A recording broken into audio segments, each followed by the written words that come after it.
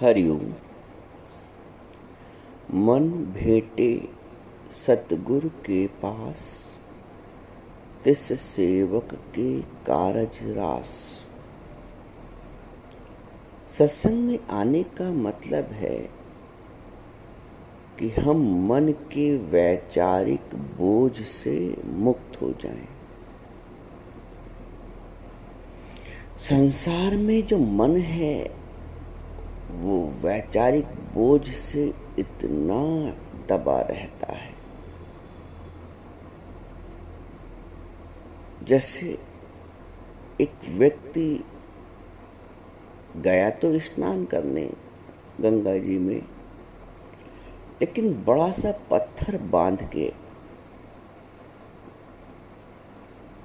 चूंकि बड़ा सा मन भर का पत्थर बंधा है तो उसके डूबने की संभावनाएं प्रबल रहती हैं। पत्थर जो बंधा है बड़ा अस्वाभाविक लगता है, बड़ा अप्राकृतिक लगता है, बड़ा अप्रिय लगता है ये सुनकर कि कोई व्यक्ति गंगा जी में स्नान करने गया और पत्थर बांध के, फिर तो डूबेगा ही डूबेगा।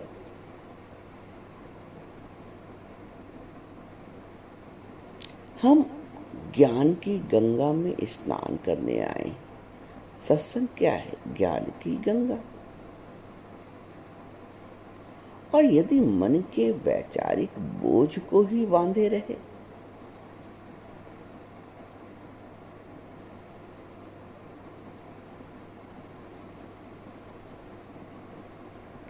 तो सत्संग में बैठकर भी हमारी संसार में डूबने की संभावनाएं प्रबल रहेंगी। सत्संग न पैर से आया जाता है, सत्संग न कान से सुना जाता है। सत्संग न पैर से चलकर आया जाता है, न कान से सुना जाता है।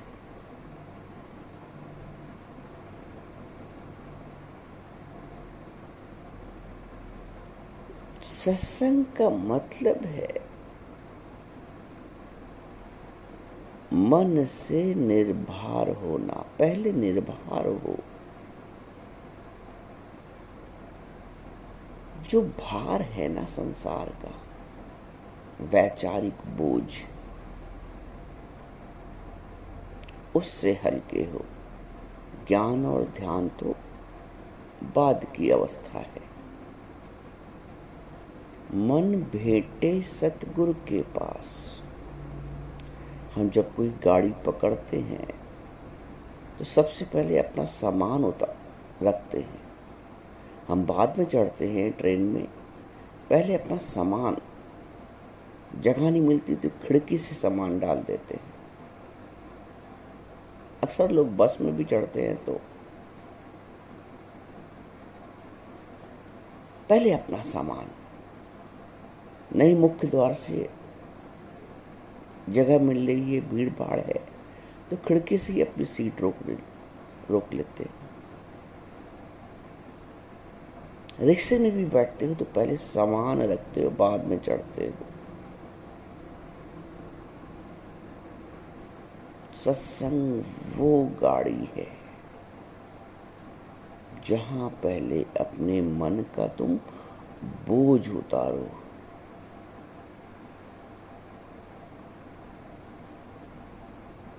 अपने मन के विचारों को गुरु से साझा करो। दे दो गुरु के। मन भेटे सतगुरु के पास। सबसे पहले मन के बोझ से, विचार के बोझ से हल्के हो। मुक्त तो हो ही हो।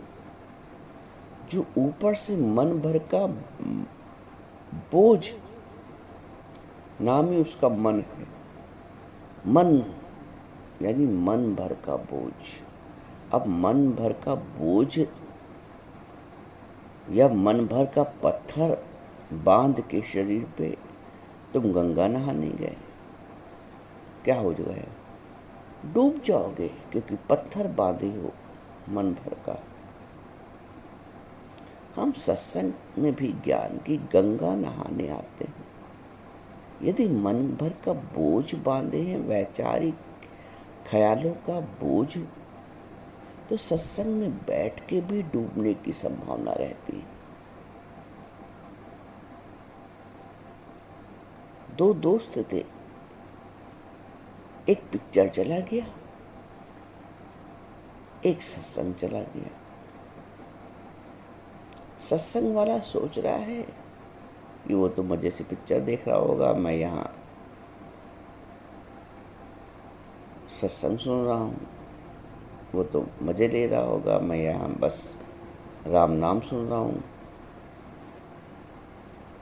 पिक्चर वाला ये सोच रहा है कि वो बढ़िया सत्संग सुन रहा होगा, मैं बेकार यहाँ पिक्चर में आ गया, यहाँ क्या मिलना है, वहाँ कम से कम राम का नाम मुख से निकल रहा होगा। सत्संग वाले का मन रखा है पिक्चर में, पिक्चर वाले दोस्त का मन रखा है सत्संग में। अब वो सत्संग में बैठा भी है, लेकिन उसका जो वैचारिक बोझ है पिक्चर का, वो वहाँ पे साथ है उसके, वो उसको डुबो रहा है। वो उसको सत्संग में बैठने के पश्चात भी सत्संग का फल नहीं देगा।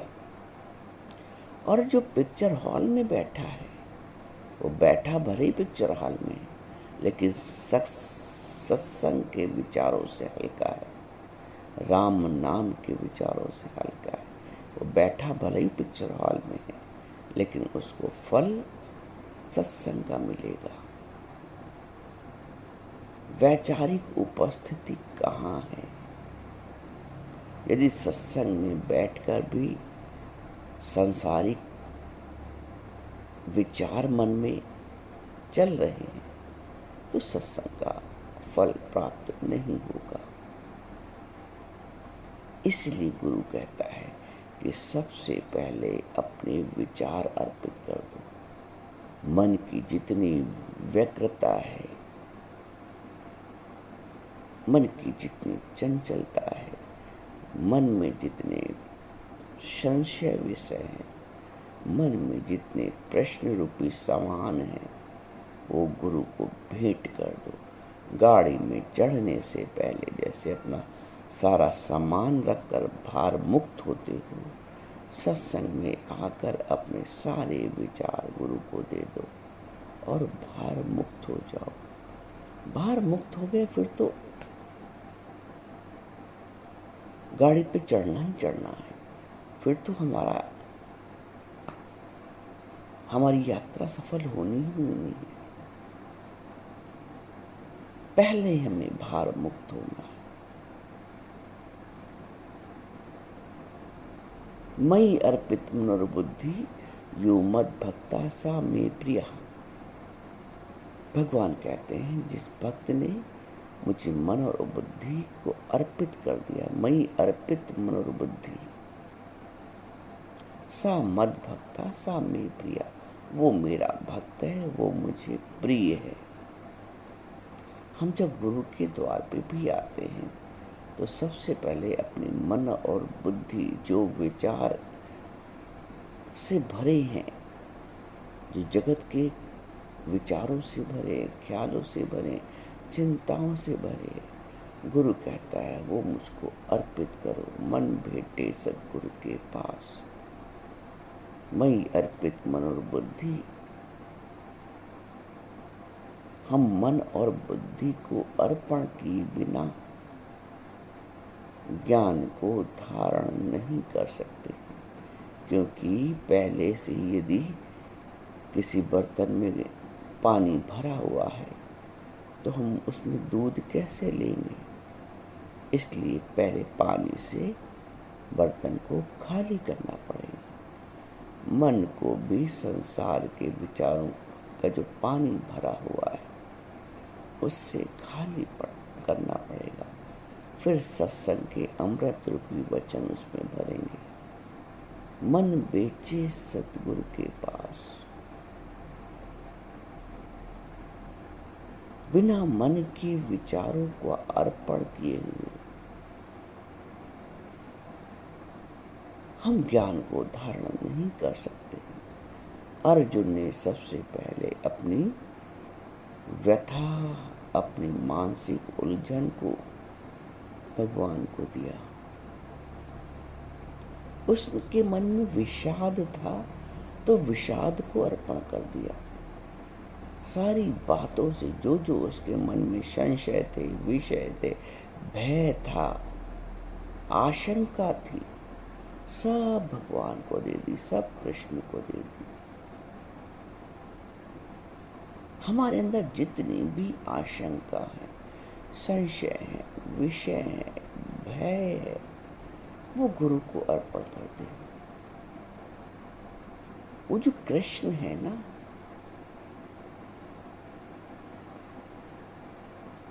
वो महागुरु हैं। जैसे कृष्ण महागुरु हैं, वैसे हमारे गुरु महाकृष्ण हैं।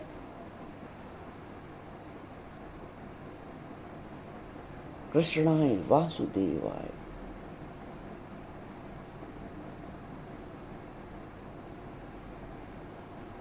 कृष्ण सच्चिदानंद है, गुरु भी सच्चित आनंद है।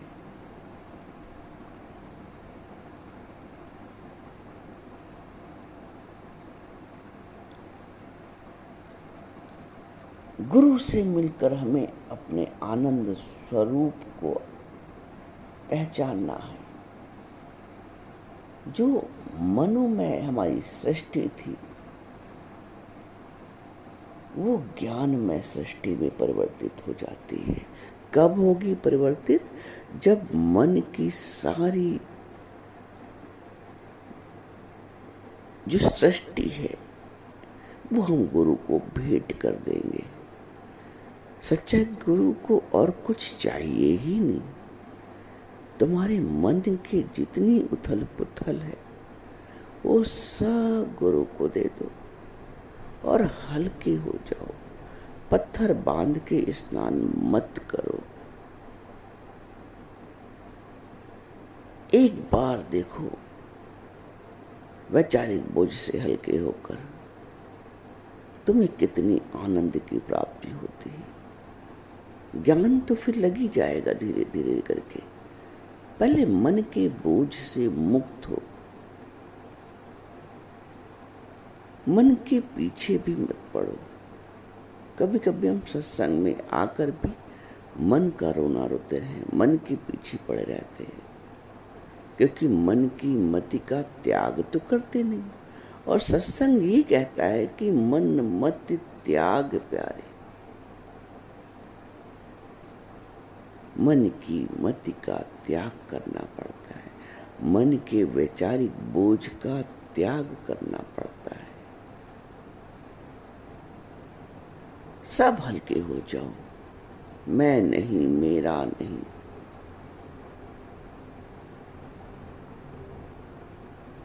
सब कुछ मन के जो विचार हैं जो तुम्हें बंधन में लाते हैं,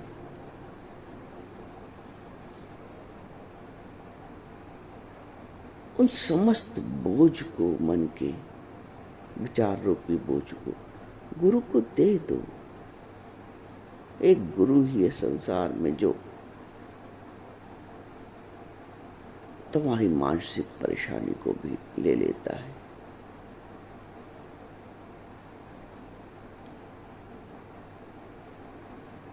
पूरा सतगुरु भेटिया तब पूरी हुई युक्ति। यही युक्ति है और कुछ है ही नहीं। अपने को समर्पण करना, अपने को भेंट करना। पूरा सतगुरु भेटिया तब पूरी हुई युक्ति। हसन दिया, खेलन दिया, खावन दिया, विच हो गए मुक्ति। हंसते खेलते खाते मुक्ति हो जाती है जब हम अपने मन के बोझ को, अपने मन रूपी सृष्टि को, मन रूपी संसार को गुरु को दे देते हैं। हल्के हो जाते हैं। पत्थर को खोल दिया तो डूबने की संभावनाएं समाप्त हो गई। मन रूपी पत्थर को, मन रूपी भारी बोझ को यदि हमने गुरु को दे दिया तो डूबने की संभावनाएं समाप्त हो गई। फिर तो तरना तरना है। हम संसार में, हम भवसागर को तरने के लिए आए, डूबने के लिए नहीं आए। हम सत्संग में तरने के लिए आए। तरने के लिए आवश्यक है कि पहले बोझ रहित हो जाए, मन के विचारों से हल्की हो जाए।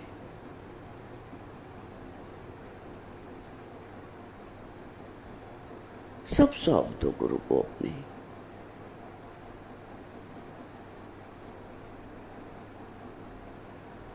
अब सौंप दिया इस जीवन का सब भार तुम्हारे हाथों में है। जीत तुम्हारे हाथों में और हार तुम्हारे हाथों में। ये है त्याग,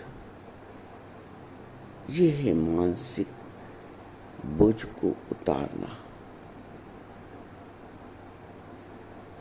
इतने हल्के बन के रहो।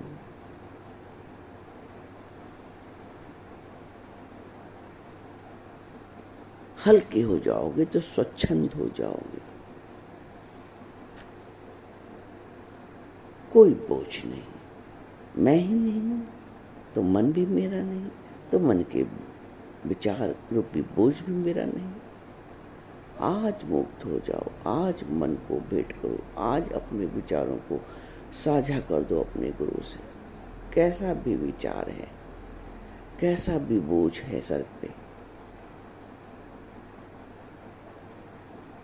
मयि अर्पित मनोबुद्धि यो मद्भक्ता सा मे प्रिया। जिसने मन और बुद्धि को मुझे अर्पण कर दिया वो मेरा भक्त है। तो भगवान का भक्त बनने के लिए भी सबसे पहले मन और बुद्धि को अपने गुरु को अर्पित कर दो। कोई विचार मेरा अपना नहीं। जब मन मेरा अपना नहीं तो विचार भी मन अपने नहीं।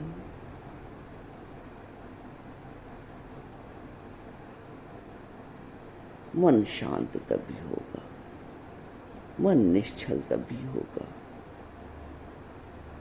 जब हम गुरु के रंग में रंग जाएंगे, जब हम अपने आप को गुरु को भेंट कर देंगे। गुरु बिन कोई न उतरस पार। गुरु के बिना कोई भी पार उतर नहीं सकता। इसलिए गुरु की नैया में बैठ जाओ, मन का बोझ हल्का कर दो। गुरु बिन कोई न उतरस पार। गुरु मीतों का मीत है, मेरा सतगुरु प्यारा मीत है, मीतों से प्यारा मीत है। तो जो मीतों का मीत मिला है उससे प्रीत कर लो और मुक्त हो जाओ।